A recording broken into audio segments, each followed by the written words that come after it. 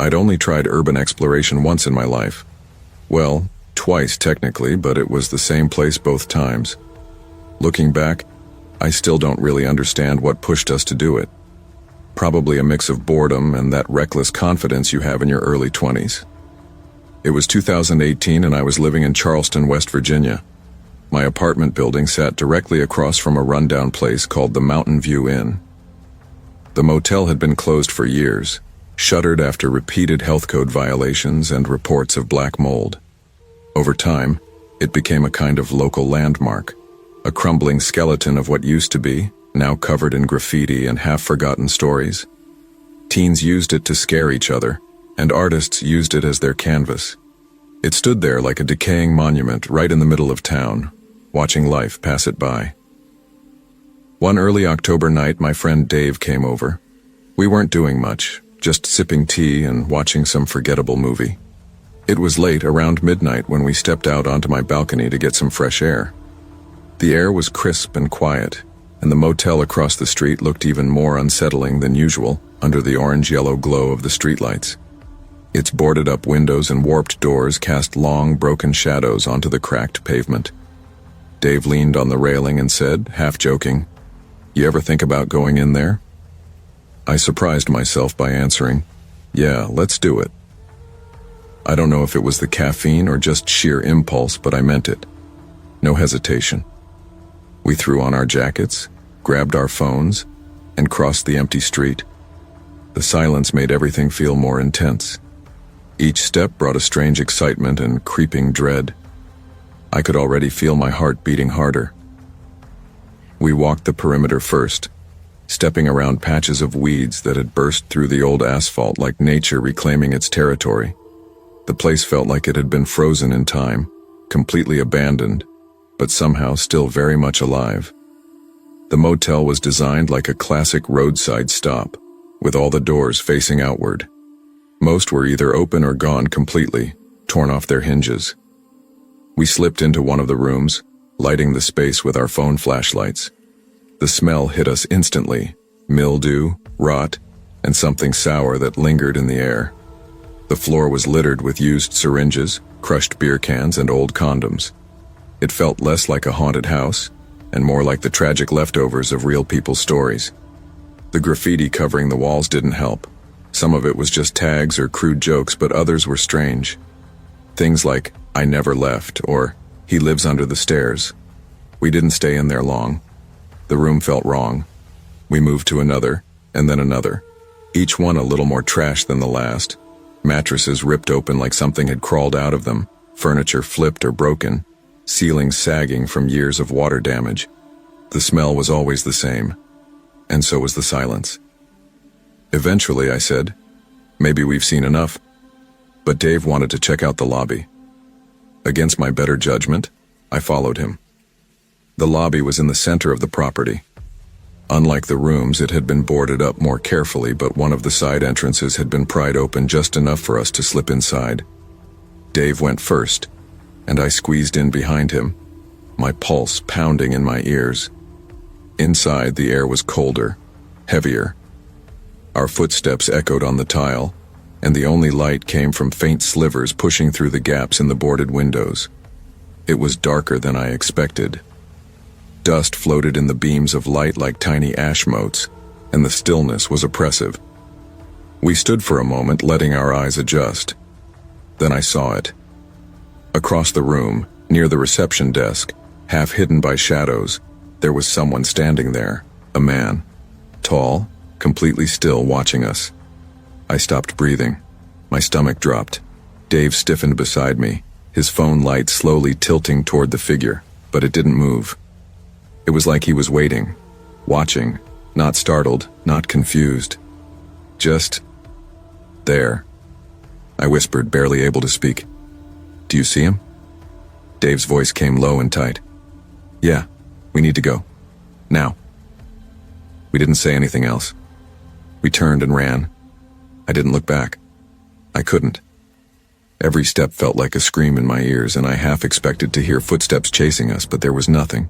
Just silence and our panicked breathing. We bolted back across the street, climbed the stairs to my apartment 2 steps at a time, and slammed the door shut behind us, locking it with shaking hands.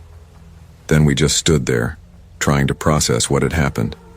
For the next few hours, we sat near the window, peeking through the blinds, watching that motel. Nothing moved. No one came out. The street was dead quiet. Eventually, exhaustion won. We fell asleep on the couch, not saying much, too drained to even speak. In the days that followed, the fear wore off a little. We told ourselves it was just a squatter, some homeless guy who didn't want trouble. We laughed about how fast we ran, how ridiculous we must have looked. A week later, Dave came over again. It was bright out, sunny, and somehow that made it easier to talk about. He was already laughing when he brought it up. Dude, we really freaked out over that guy. I mean, come on. Probably just some guy sleeping in there. I tried to laugh too. But deep down, I couldn't forget one thing. That figure hadn't flinched. Not a twitch. Not even a blink. He was just watching us. Like he'd been expecting someone. Just for closure, we decided to go back. It seemed harmless now. Silly even. The mystery had been eating at us in the kind of way only half-resolved fear can. We thought maybe, if we just saw the place again in daylight, we could finally laugh it off and let it go for good. Everything looked exactly the same as that night. The cracked pavement, the broken doors, the stale silence. The motel hadn't changed one bit, though the sun overhead made it feel less like a place where nightmares waited and more like an old building that just happened to be falling apart. We stepped cautiously back into the lobby through the same narrow gap in the side entrance.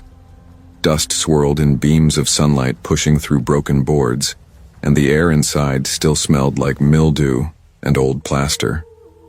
My eyes immediately went to the spot near the reception desk, the place where we'd seen him. And there he was, still standing there in the same position. But this time, in full daylight, we saw the truth. It wasn't a man. It was a cardboard cutout, one of those cheesy hotel promotional displays from the early 2000s, the kind with a smiling guy in a blazer pointing at a computer screen. Faded text across the bottom read something like, "Book online and save." The whole thing was sun-bleached and slightly warped, but unmistakably harmless. Dave stared at it for a second, then let out a short, incredulous laugh. "Are you kidding me?" he said, bending over with his hands on his knees, laughing harder now. Relief hit me like a wave, followed by that odd, giddy embarrassment you get when fear turns out to be nothing. "We were terrified of that," I said, half laughing, half exasperated. "We ran from a cardboard man." We both shook our heads, grinning like idiots at our own paranoia. All that adrenaline, the sleepless night, the whispering and window watching, it had all been for this? A promo standee? Satisfied, we turned to leave, both of us ready to finally put the whole thing behind us. But just as I stepped toward the doorway, something caught my eye. A shadow. Quick and sharp. It passed behind one of the boarded windows at the back of the lobby. My laughter died in my throat. My lungs locked. I stopped in place, frozen, staring.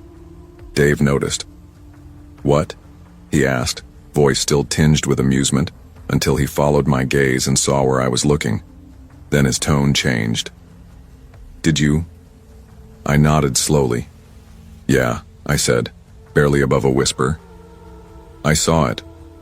We stood in silence for a long moment, both staring at the boarded window, waiting, holding our breath. But nothing else moved. No footsteps, no creaking, no rustle. Just the quiet hum of the world outside.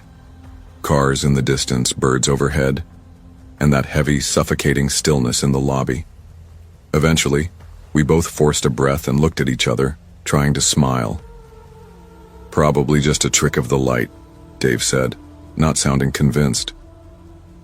"Yeah," I murmured, already backing toward the door. Sunlight through a crack or something. We didn't linger. We got out of there fast, this time walking instead of running, but only barely. The air felt thicker behind us, like something was holding its breath. I didn't look back. Well, not until we'd crossed the street.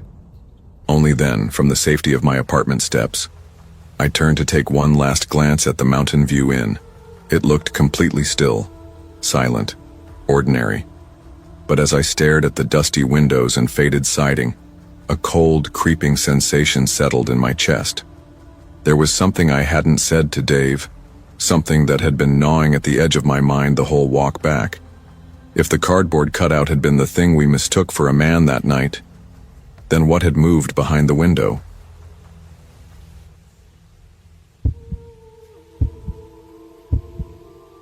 This happened when I was 15, somewhere deep in the countryside of Georgia. My older brother Seb, he was 18 at the time, had this obsession with exploring creepy, abandoned places. He'd heard about an old, decaying house not far from us through a friend or maybe someone from school. Knowing him, he probably tried to go alone first, but thought better of it and decided to bring me along for backup, or maybe just for company. He parked the car in a spot that was completely hidden by trees. You couldn't see the house from where we were. The whole property was set way back from the road. We had to walk down this long, cracked concrete path to get there. It looked like no one had touched it in decades. Grass and weeds had taken over, forcing their way through the broken slabs of pavement, and the wild overgrowth on either side was so thick it looked like the trees were trying to reclaim the road. As we started walking, something felt off. Then we noticed a woman behind us. I don't know where she came from, but she was following the same road not too far back. "Seb," I said quietly, leaning toward him, "what should we do?" He didn't look back, just kept walking and said under his breath, "Don't do anything. Just keep walking. If we run, it'll look weird." The woman had her hands folded neatly behind her back, strolling casually like she was out enjoying the weather. That might have been fine if we weren't heading to an abandoned house in the middle of nowhere. We picked up the pace just a bit. Not quite a jog, just enough to put some space between us. I glanced back again. She was closer now, close enough to see her face. She was smiling at me. Not in a friendly way either. It was tight-lipped and deliberate, like she was enjoying something I couldn't see. Then, in a calm, almost cheerful voice, she said, "Lovely day today, isn't it?"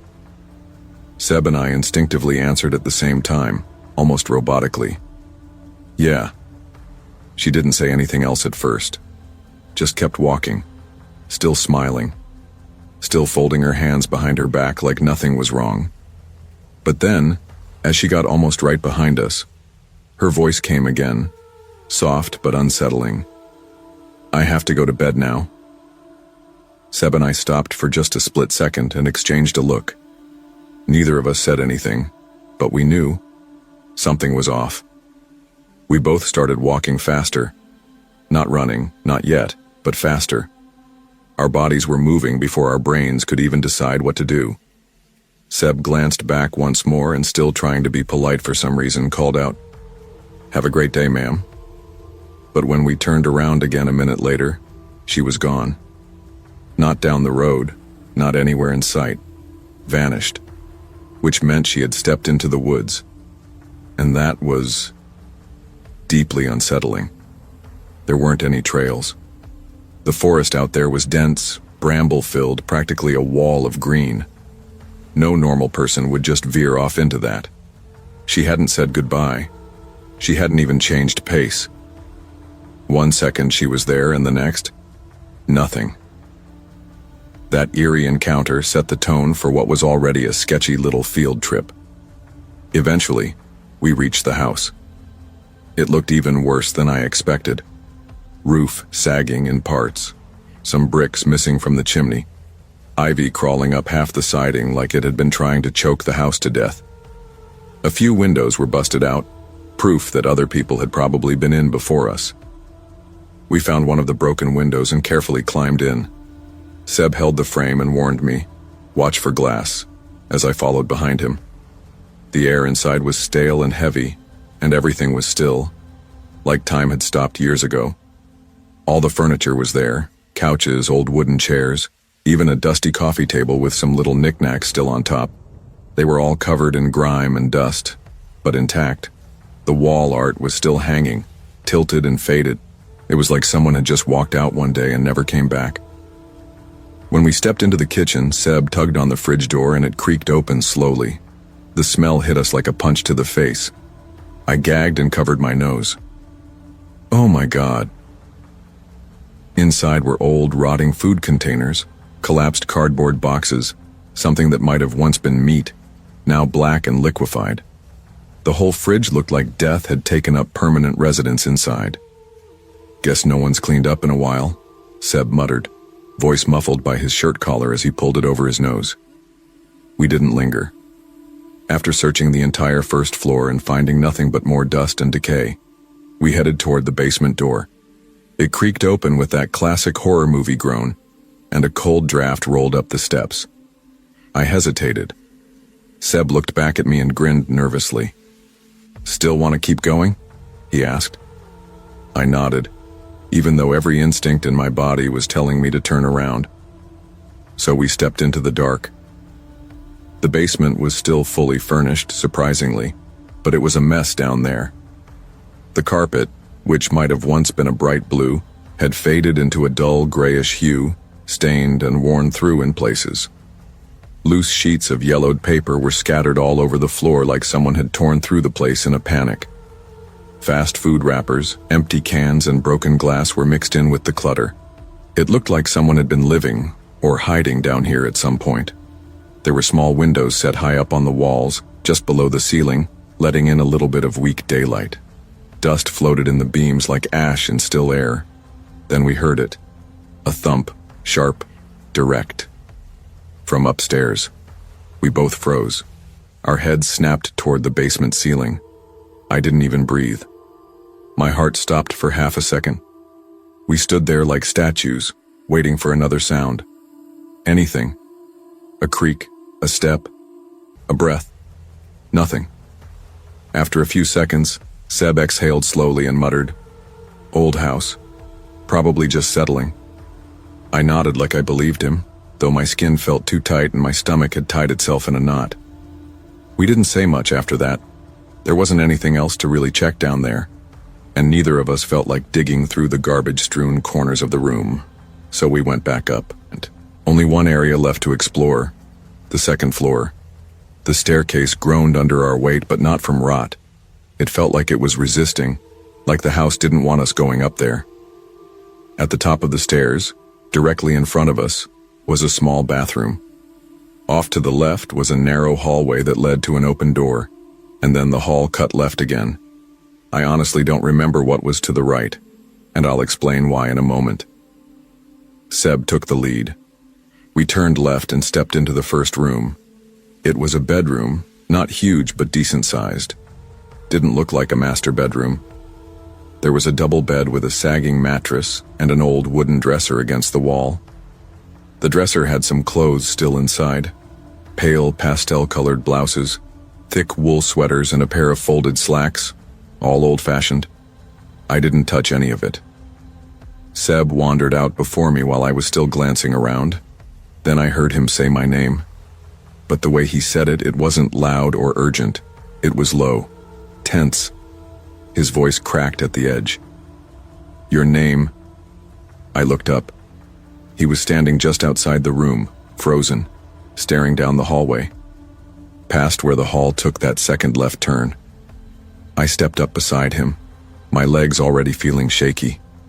I looked, and there she was. The woman. The same woman from the road. She stood silently at the end of the hall, inside another bedroom. Her arms were still folded neatly behind her back. That same smile stretched across her face. Too wide, too calm. Her eyes were locked on us. Then she spoke.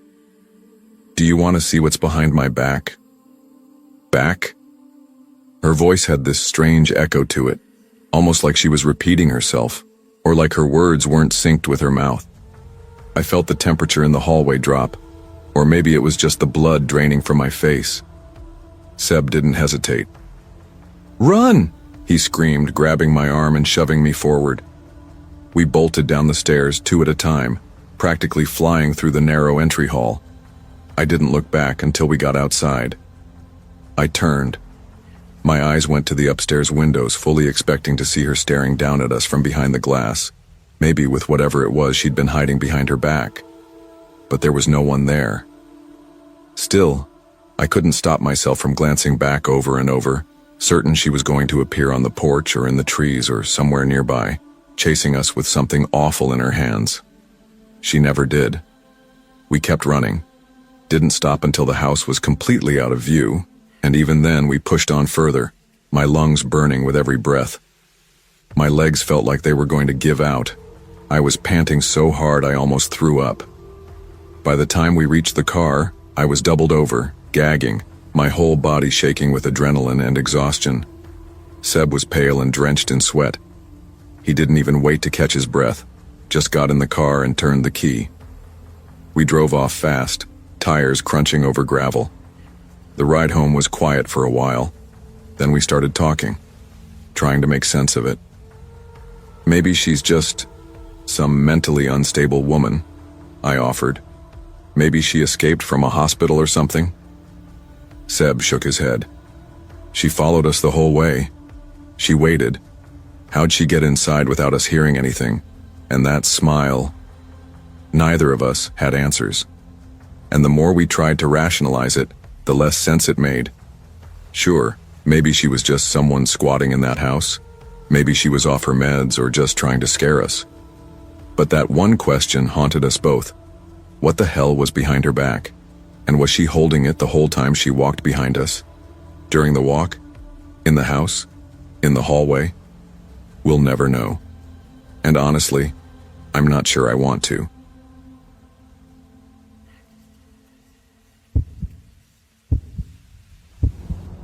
Back in 2013, Harbor Island still reeked of saltwater, diesel fumes, and the musty scent of old grain dust that drifted from the rusting silos along the Duwamish River. My name's David Kim. I was 18 then, just a few weeks away from graduating high school in West Seattle. Every weekend, my 4 best friends and I chased after some version of excitement in places most people had long stopped thinking about.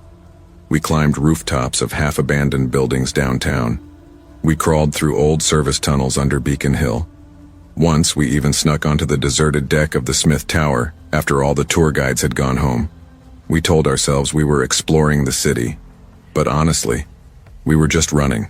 From jobs, from rent, from college applications and adult responsibilities we weren't ready to face. That night, there were 5 of us. Marcus Ruiz had this second-hand Nikon camera that barely worked, but he took photos of everything. Every broken window, every no trespassing sign, like he was trying to preserve proof that we'd been braver than we were. Logan Brown didn't talk much, but he always showed up with a pair of bolt cutters in his backpack. Ben and Eli Harding were identical twins, both track stars. Lean, fast, always moving. They could outrun anyone. And then there was me, the quiet one who still worried about curfews and getting grounded if my mom found out where I'd been.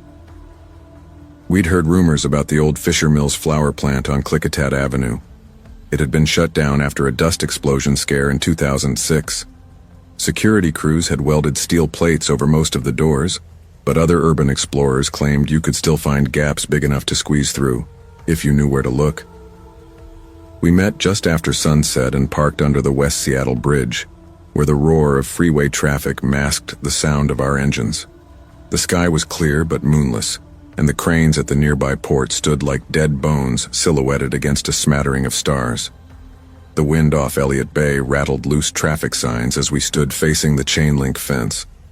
Beyond it, the mill loomed quiet and enormous, somehow untouched by all that surrounding noise. It felt sealed off, like something the wind couldn't reach. Logan checked his phone. 9:47 p.m. He crouched at a spot where the fence's metal links were bent outward and slipped through without a word. One by one, we followed him into the yard. The gravel crunched under our shoes, sounding unnaturally loud in the still air. Yellow streetlights cast everything in a sickly orange glow. Metal flakes peeled off the building's corrugated walls like fish scales. Someone had recently tagged the wall with graffiti that just said, "Drone." The paint still shining wet under Ben's flashlight. "Fresh," Marcus muttered, squinting at it through his camera lens. Someone was here like yesterday. Or today, Logan said flatly. It meant people were still getting in. The building wasn't sealed shut. Eli found a side door near the back, the padlock broken and hanging loose. A warped steel plate leaned outward just enough for us to duck underneath. The moment we stepped inside, we were swallowed by a heavy dark that smelled like mildew, wet grain, and old machine oil. Our headlamps flicked on, casting narrow beams through floating dust. Conveyor belts dangled from above, frozen in place like giant spider webs. None of us spoke louder than a whisper. Partly to hear each other, partly because none of us wanted to wake the building. The plan was simple: explore the first floor, climb the stairs to the roof, take a few pictures, and be out before 11. We moved slowly northward through what had once been the packing room. Torn sacks of flour lay scattered across the floor like deflated bodies. Every step sent up little white clouds around our feet, fine as powdered snow. Marcus's camera clicked every few seconds, each flash briefly illuminating the towering silos, rusted catwalks, and the ghosts of industry long gone. After about 20 minutes, Logan suddenly raised a hand. "Shh. I heard something," he whispered. All our lights pointed down. We froze. My breath caught in my throat. At first it was nothing but the building itself. Metal sheets groaning in the wind, loose wires tapping against pipes, water dripping somewhere from a cracked ceiling. Then, layered beneath it all, I heard something new.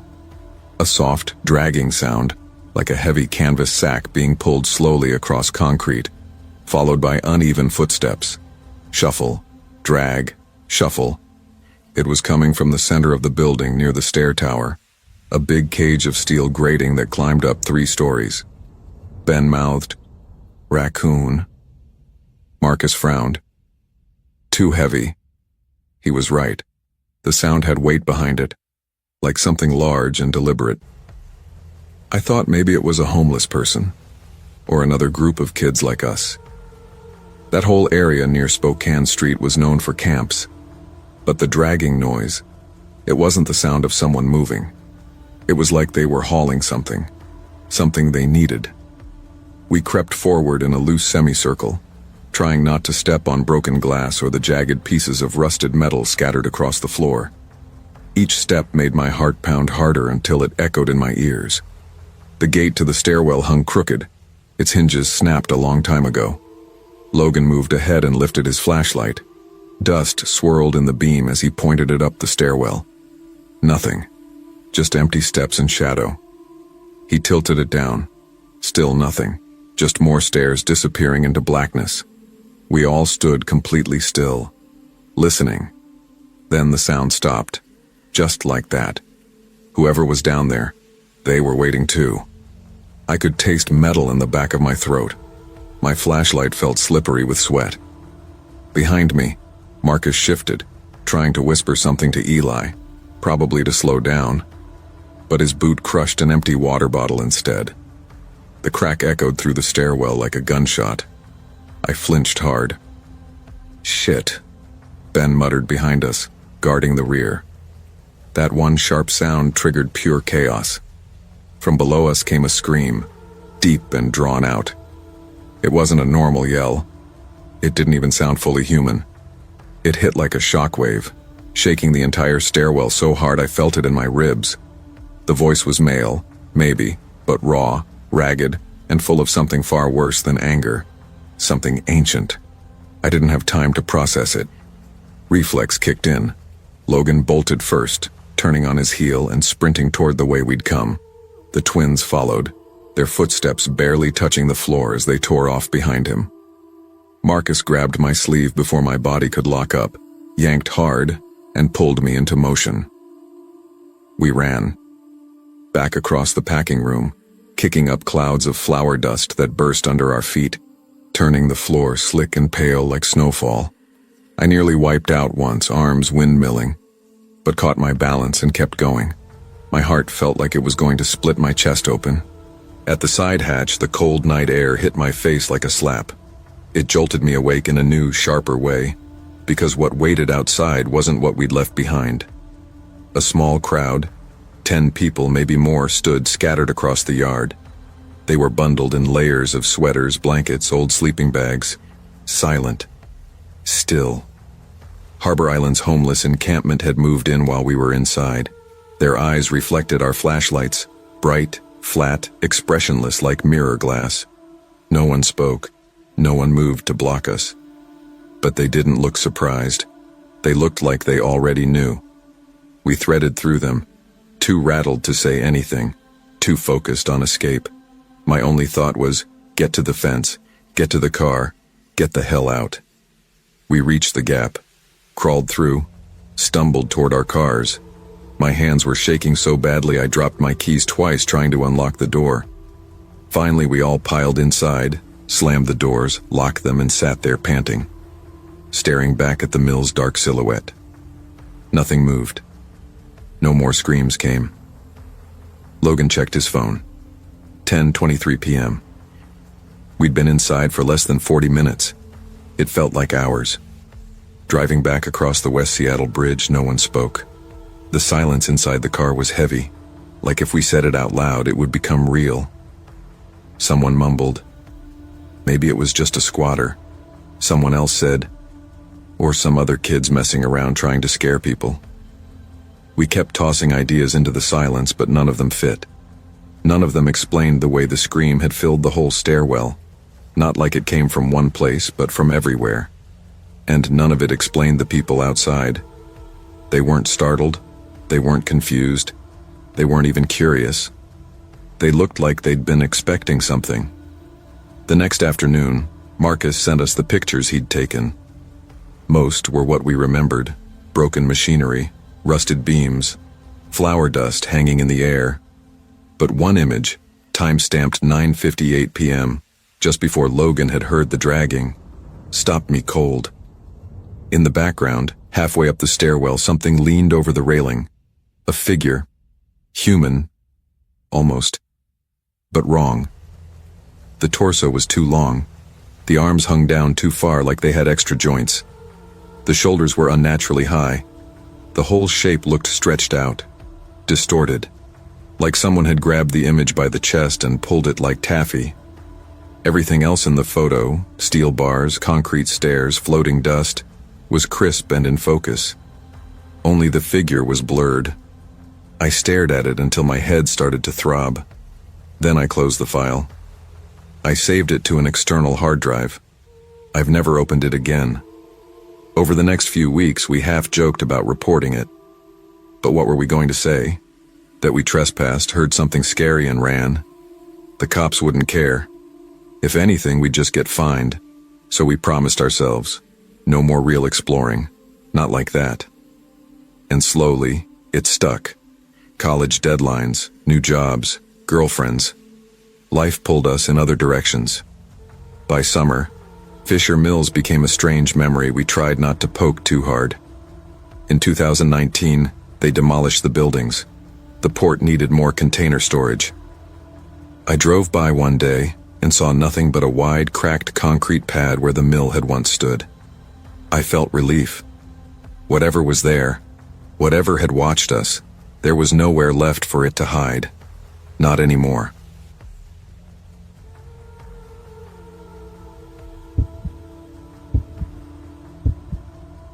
A few years ago, I was living in a small town.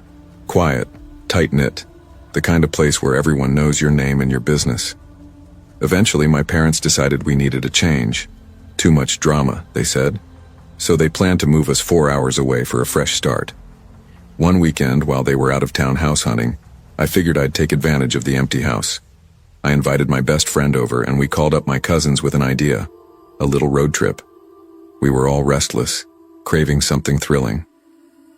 I had a place in mind, though it was technically off limits. That only made it more tempting. We wanted a real scare, something to remember.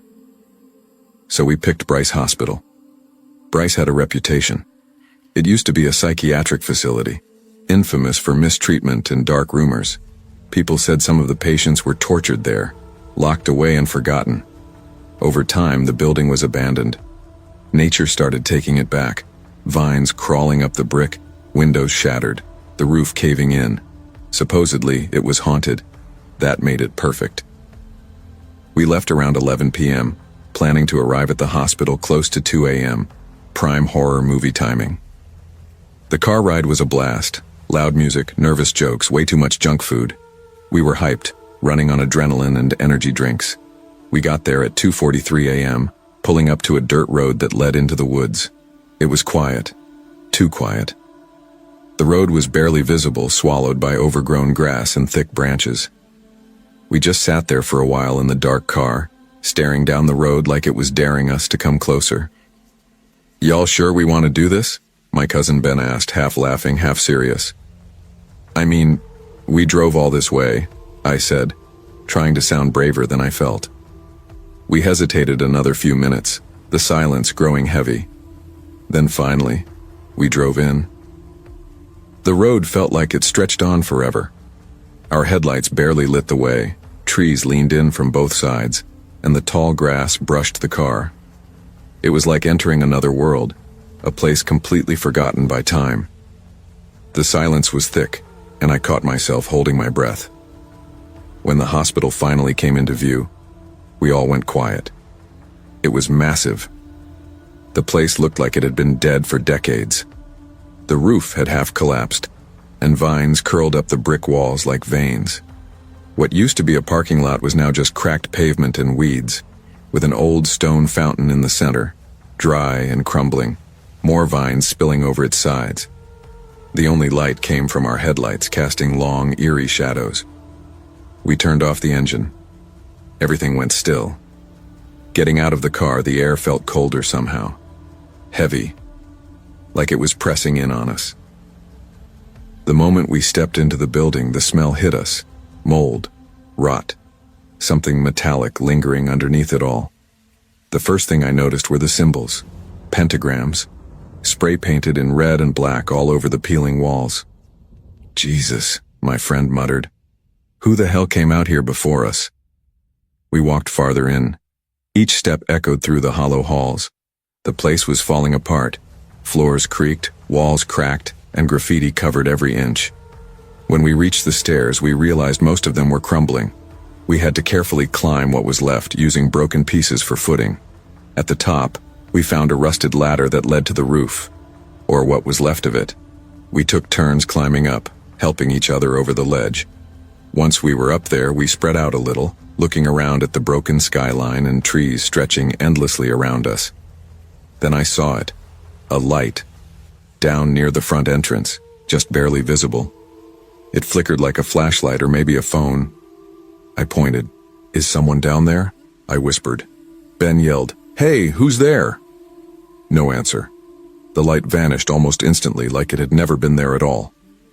"Probably just someone else messing around," my cousin Eli said. But his voice wasn't confident. Ben waved for us to follow him into a side room to regroup. He wanted to make sure we stuck together.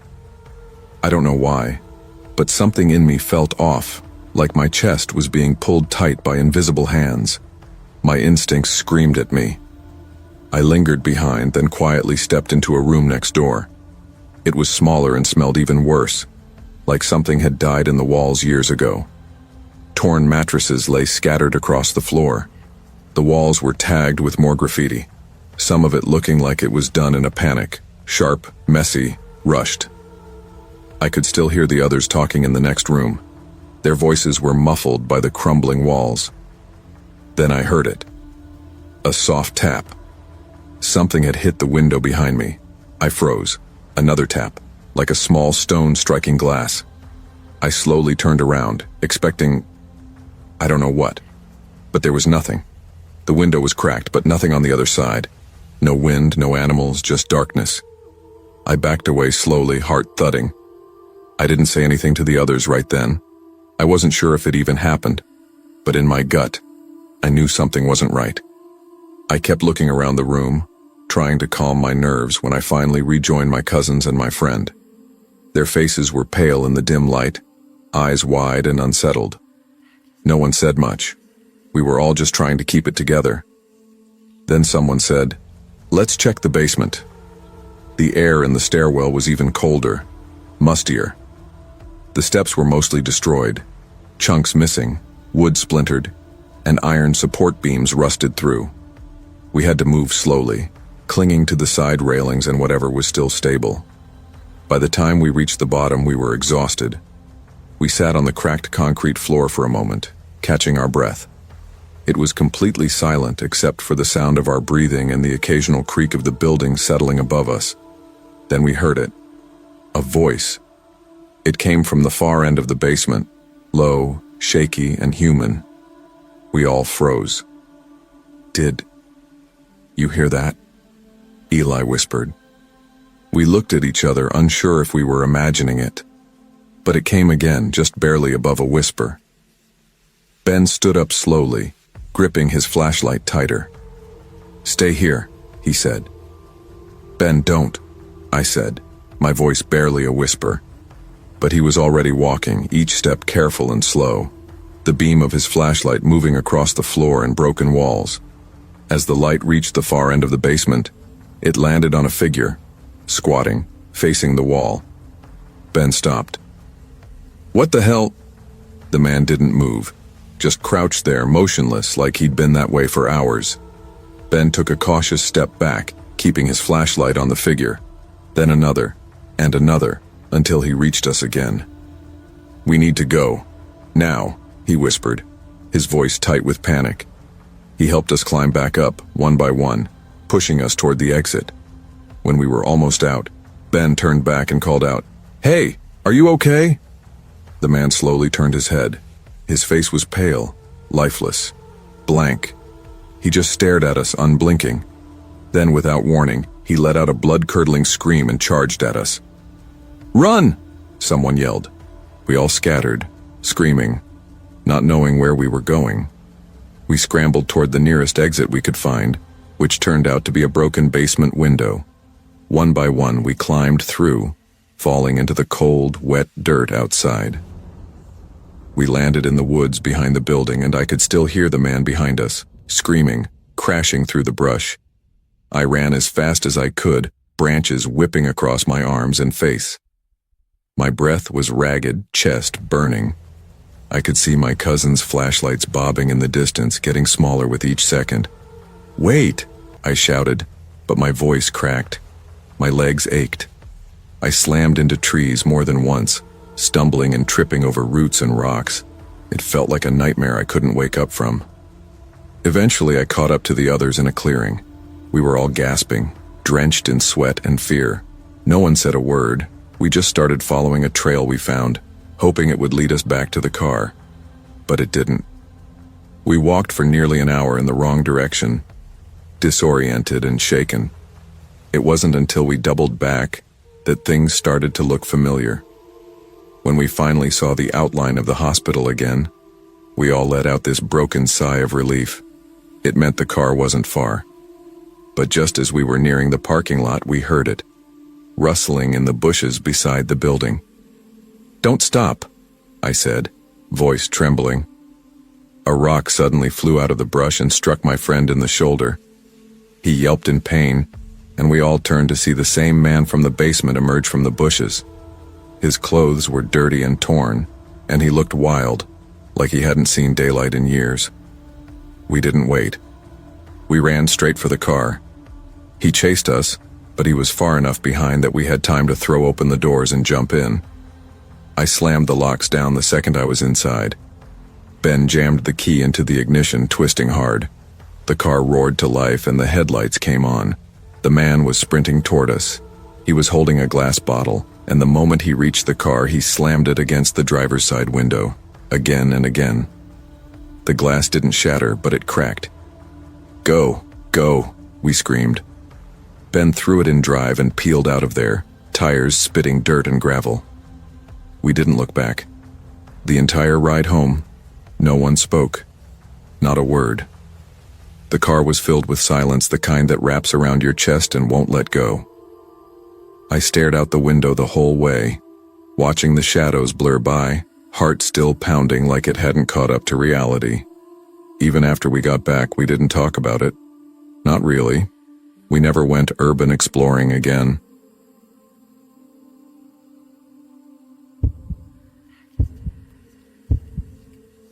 The incident I'm about to share happened in 1993, and even after all these years, it still grips me with the same fear I felt that day. I've never spoken about it publicly or written it down, not because I've forgotten, but because I've always been afraid. Afraid of who might be watching. Afraid of what might happen if I opened my mouth. It's haunted my dreams, made me afraid of the dark, and given me lasting anxiety. To this day, I still don't know who did it, or why. I grew up in a small farming town near the Mexico-Arizona border, population just over 5,000. There wasn't much to do. No mall, no skate parks, not even a movie theater. It was one of those places where time seemed to move a little slower. That day the weather was perfect. Clear skies, the sun warm but not too hot. I didn't feel like sitting at home wasting such a nice day, so I offered to drive my mom to work in a nearby town. Before getting out, she reminded me, "Don't smoke in my car," and gave me that mom look. I laughed, promised I wouldn't, and drove off. Back home, I made myself some breakfast and took a quick nap. Around noon, I picked up my friend, let's call her Natalie, and we cruised around town, bored and restless. We stopped at a corner store to grab cold drinks and a pack of cigarettes, then drove some more, gossiping about boys, school, and whatever drama was floating around that week. Same old routine. Eventually, I got tired of hitting the same potholes on the same roads, so I veered out of town a bit, just a few miles, for a change of scenery. The road we were on was familiar, but at some point, I realized I had missed the turn that usually led back. The pavement was giving way to gravel and dirt. Not great for my mom's old Volvo. But instead of turning around, I muttered, "Whatever. I'll just take the next road." As we drove further, we passed an enormous eucalyptus tree and an old house I had never noticed before. It looked like it had been forgotten. Windows shattered, the front door hanging open. The siding was gray with age, the roof slumped in one corner. Something about it made my skin crawl. Natalie perked up. "Pull over. Let's check it out," she said, practically bouncing in her seat. "Are you serious? No way. We're not stopping here," I told her, gripping the steering wheel tighter. "Come on, just for a second, let's see what they left behind," she insisted. I sighed. I knew she wouldn't shut up until I did. So I slowly turned into the overgrown driveway. The car crunched over weeds and gravel as we pulled in. Natalie was out of the car in seconds, running toward the porch like a kid on a dare. I stayed near the car, annoyed and a little nervous. I lit a cigarette and yelled after her, "Hurry up, I'm not staying long." She called me a chicken shit over her shoulder. I didn't care. My gut was already telling me we shouldn't be here. While I waited, I wandered a few feet away, pacing in the gravel, smoke trailing behind me. The yard was wild, overrun with weeds and brush that hadn't been touched in years.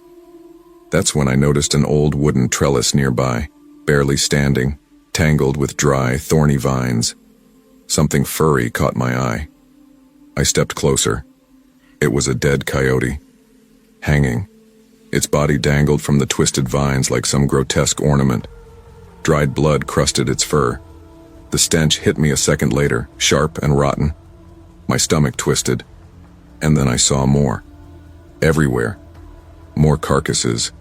Some half-rotted, others just pelts. They were draped over low branches, scattered in the tall grass, strung up like trophies. Eyes, blank, lifeless eyes, seemed to follow me from every direction. Panic prickled up my spine. I stumbled back, nearly tripping over a loose branch. My voice cracked as I shouted, "Natalie, get out here now!" She appeared at the front door, confused. "What's wrong?" "Get in the car or I'm leaving," I yelled. She ran toward me, her smile fading when she saw my face. I pointed silently toward the trellis and the carcasses. Her mouth fell open. We didn't say a word on the drive back into town. The silence between us was heavy, like we were both trying to erase what we saw. I dropped her off at her house without much more than a nod, then rushed home to brush the grass out of my hair and dust off the filth before heading out to pick up my mom. She was standing outside her office waiting for me, smiling, oblivious. She got into the car and asked how my day had been. I just said, "We drove around a bit. We went to Costco for groceries and she made the mistake of telling me to grab a cart. I loaded it with what I thought we needed, probably too much, and at checkout she sighed, 'We're never doing this again,' while writing a $300 check. Back home, we put away the groceries and I took a long, hot shower. I tried to scrub the stench from my memory, but it clung to me. I dried my hair, got dressed, fed the dog, and told my mom I was heading out again. Won't be out too late, I promised. The Volvo was still coated in dust from earlier, but I didn't have time to wash it. Maybe tomorrow. Instead of using the phone at home, I drove to a small grocery store a block away. There was a payphone mounted on the side of the building, close enough to the curb that I could sit in the car and still reach the receiver. It was one of my habits. Most people didn't have cell phones back then, and I liked the privacy. I parked, slipped a few coins into the slot, and started dialing Natalie's number. We had talked about maybe going to visit her cousin that night. As I waited for the ring, something in my rearview mirror caught my eye. A pickup truck. Coming fast. Too fast. My heart dropped. I stared into the mirror, paralyzed, realizing at the last possible second, it wasn't slowing down, and my engine was still running. I dropped the phone receiver. It swung wildly on the short cord, clacking softly against the metal payphone as it dangled. My hands were already on the wheel. I slammed the gear shift into drive and stomped on the gas, tires squealing as the Volvo jolted forward just in time to avoid being rear-ended. "What the hell is he doing?" I muttered to myself, heart pounding. There was no traffic, no reason for anyone to be driving like that, especially not directly at a parked car. He had swerved from the middle of the road, gone out of his way to line himself up behind me. This wasn't an accident. It was deliberate. And now he was behind me again, tailgating hard. His truck was huge, a white Chevy, the kind people use to haul trailers or RVs. I glanced in the mirror. He was so close I couldn't even see his front bumper. A stop sign loomed up ahead, but I couldn't risk slowing down. If I did, he'd plow right into me. It was obvious now. He was trying to force me off the road, maybe worse. Think, I whispered. I passed my friend Natalie's house. She was standing outside waiting for me just like we'd planned, but I didn't stop. I couldn't. I shot past her with a spray of gravel, her face twisted in confusion as the white truck stayed locked onto my bumper like a predator. I gripped the wheel tight, jaw clenched, adrenaline flooding my veins.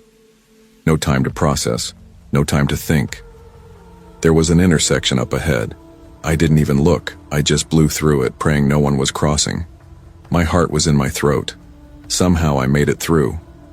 I tightened my seatbelt and straightened my posture, locking my eyes on the road. I had to drive like my life depended on it, because it did. My hands trembled, but I kept them steady. I cut corners perfectly, dodged parked cars and lampposts by inches. I rarely touched the brake, just gas, gas, gas. At one point, I hit 80 miles per hour on residential streets, but I didn't care. I couldn't care. With pure instinct and luck on my side, I finally lost him. Just like that. A wrong turn, maybe. Or maybe he thought I'd crash and gave up. Either way, I didn't waste time. I swung back past Natalie's house. She was still out front, staring into the night. When she saw me, she ran to the car and jumped in without a word. I hit the gas again, eyes scanning every intersection, every mirror. Neither of us spoke. I was shaking uncontrollably. Every muscle in my body screamed at me to stay alert, stay alive. We didn't feel safe. Not in this town. Not tonight. Then I spotted a police cruiser down the road. For the first time, I felt a flicker of hope. Maybe he'd pull me over for speeding. Maybe he'd see how terrified I was. But he didn't. He just kept driving. So I did the unthinkable. I waved him down myself. Frantic. Desperate. He pulled over, rolled down his window. I stumbled through the story, the words tumbling out. The truck, the chase, the near collisions. "Please," I begged. "Just stay near me for a little while. He's still out there. He could come back any second." The officer looked me over, then smirked. "Why don't you just go home and get some sleep?" I stared at him, stunned. My hands gripped the steering wheel again, knuckles white. I didn't even argue. I just nodded, heartbroken, and drove away. Exhaustion set in, my limbs heavy, eyes stinging. And then, there he was again. The truck, rolling through the intersection up ahead, scanning the streets like a wolf searching for its prey. He saw me. His engine roared to life. I couldn't believe it. He was coming back. I started to cry, shoulders shaking, lips trembling. This night just wouldn't end. Natalie grabbed my arm. "Stay strong. Just drive like before, you can do this." I looked at her, nodded, wiped my face with the back of my hand and pushed the gas pedal to the floor. The Volvo, dusty and old, still had fight left in it. So did I. We drove. Miles blurred. The road stretched longer than I remembered. I thought about heading out of town where I could really open it up. But what if he followed? What if he ran us off the road out there where no one could hear us scream? I couldn't risk it. Then finally, he turned off. Gone. Vanished into the dark desert roads beyond town. I didn't trust it. Not at first. I drove slower, cautiously, waiting for him to reappear. But the mirrors stayed empty. I unclenched my hands from the wheel for the first time in what felt like forever. We pulled into my driveway, jumped out, and sprinted inside like hunted animals. Even though it was late, my mom was still awake. She looked at me with that sharp mom intuition, brows knitting together.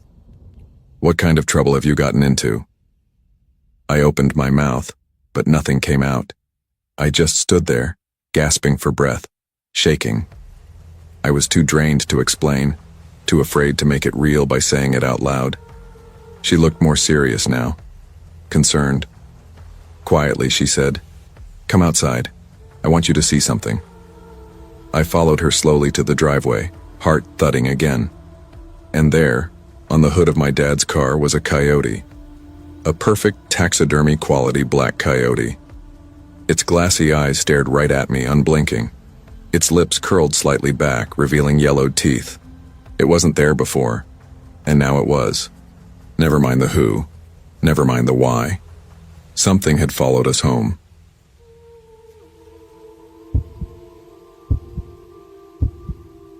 There's an old crumbling place just off the road in Baker, California, the Royal Hawaiian Motel. It's been abandoned for over a decade, maybe longer. The sun out here during the day is brutal, makes it impossible to explore with a backpack weighing down your shoulders. So I decided to go at night. Getting in was surprisingly easy. I parked on the shoulder and walked right up. No fences to climb, no signs warning me off, no security guards. Just silence and desert air. Definitely one of the simpler places I've ever explored. Behind the motel, there was a large, empty swimming pool covered in graffiti, the kind you see in every abandoned place. Tags, strange symbols, cartoonish faces with hollow eyes. I swept my flashlight up toward the second floor of the building. Half the doors up there were either cracked open or completely broken off their hinges, jagged pieces of wood sticking out like splinters. It was eerie, yeah, but not unexpected for a place left to rot. Part of the building had clearly caught fire at some point. A whole wing was scorched black, windows melted out, roof partially collapsed. I lingered outside for a while, just absorbing the stillness. It was past midnight and there was no traffic, no insects, nothing but the crunch of broken glass and scattered debris under my boots. Then I heard it, faint but clear. A voice. A woman's voice. It came from somewhere nearby, soft and sudden. My stomach dropped. My instinct in these situations is always the same. Assume it's trouble, security, another explorer, or worse, someone who doesn't want company. I immediately backed into the shadows and killed my flashlight. Ducking into one of the ground floor rooms, I crouched behind the wall and waited. Silence. After about a minute, I clicked the light back on and checked the room I'd run into. The air was thick and dry, carrying the scent of dust and mold. Graffiti covered every wall, Names, threats, weird phrases in red and black. The only furniture was a broken dresser with warped drawers and a stained mattress thrown on the floor. I briefly wondered if anyone actually slept here. Maybe squatters. But the place was so isolated it didn't seem likely. I stepped out and continued along the ground floor. I peeked through every open door I passed, each room a carbon copy of the last. Broken furniture, crumbling plaster, peeling paint. The further I went, the more the air seemed to close in. Then I heard a crash. Upstairs. It sounded like something heavy tipping over, followed by a brief scuffle. My heart jumped into my throat. I stopped, held my breath, and pointed the flashlight up to the second-floor walkway. The broken glass doors at the top just stared back at me. I hesitated. Every instinct said don't, but curiosity pulled harder. Maybe it was an animal, maybe another explorer, or maybe someone using this place as shelter. I had to know. I took the stairs slowly, the metal creaking under my weight. At the top, I moved cautiously, sweeping my flashlight across each room as I passed. Same story. Debris, mattresses, old furniture, junk scattered everywhere. My footsteps echoed off the concrete. That's when I heard it. A steady, rhythmic banging. Thump. 2 seconds. Thump. 2 seconds. Thump. It was coming from further down the walkway, behind a door that was just barely ajar. I froze, adrenaline starting to buzz in my limbs. Someone was definitely here, and they weren't being quiet about it. I approached the door slowly, every step feeling heavier. Just as I was about to reach it, the banging stopped. Dead quiet. Maybe they heard me. I swallowed and called out, keeping my voice calm. "Hey, I'm just exploring, not here to mess with anything." No answer. I turned off the flashlight and leaned into the doorway, letting my eyes adjust. It was pitch black inside, but I swear, I saw something. A shape. Human. It wasn't moving, but it was there, back against the far wall. My nose wrinkled. Something inside smelled awful, like feces and decay. I stepped back, heart racing, and looked down at the flashlight in my hand, fingers fumbling to switch it back on. Still crouched beside the doorway, I carefully tilted the flashlight downward so I wouldn't immediately flood the room with light. I didn't want to spook whoever, or whatever, was in there. Slowly, I aimed it at the floor just inside the threshold, taking a breath to steady my hand. Then, inch by inch, I tilted the beam upward. That's when I saw them. 2 bare feet, pale, dirty, moving toward me, fast. My whole body reacted on instinct. My wrist snapped upward, flashlight beam rising with it, and the full image came into view in a harsh white glare. It was a woman. Her forehead was split open, blood smeared and caked across her face. Her mouth hung open unnaturally, crusted with some kind of yellowish gunk that clung to the corners of her lips and chin. Her eyes were wide, too wide, and unblinking, and she was coming right at me. My heart didn't just skip a beat, it stopped altogether. I didn't scream. I didn't think. I ran. Behind me, I heard her, screaming. High-pitched, guttural, almost inhuman. The kind of scream that shreds your nerves just hearing it. And worse than the sound was the fact that it didn't get quieter. She was chasing me. Hard. I flew down the rusted staircase, barely keeping my footing, and bolted across the gravel toward the road where my car was parked. My breath was ragged, lungs burning, pulse in my ears. I didn't dare look behind me until I reached the door and slammed myself inside. Silence. She hadn't followed me all the way. At least, I hoped she hadn't. My hands shook as I locked the doors and started the engine. The headlights illuminated nothing but empty road. I drove half blind, adrenaline still coursing through me until I was far enough away that the motel was just a shadow behind me. Once I'd calmed down enough to speak clearly, I called George, one of my close friends, and a fellow urban explorer. He was supposed to come with me that night, but something came up. I kind of wish he had. I told him everything, word for word. The voice, the banging, The woman. The blood. He was quiet for a long time. Then he said something that made my stomach twist. You think that banging sound you heard? Maybe she was slamming her head against the wall? That explained the blood. That explained everything. We both sat in silence, letting that idea settle. I think we both knew it made the most sense, and that made it so much worse. At one point I muttered, half to myself, should I call the cops? George responded fast, serious. Definitely not, man. You'll get nailed for trespassing. That was fair. I didn't exactly have permission to be there. Still, I felt like I had to do something. This woman, whatever her story was, needed help. Or containment. I drove around aimlessly for a while trying to find a payphone.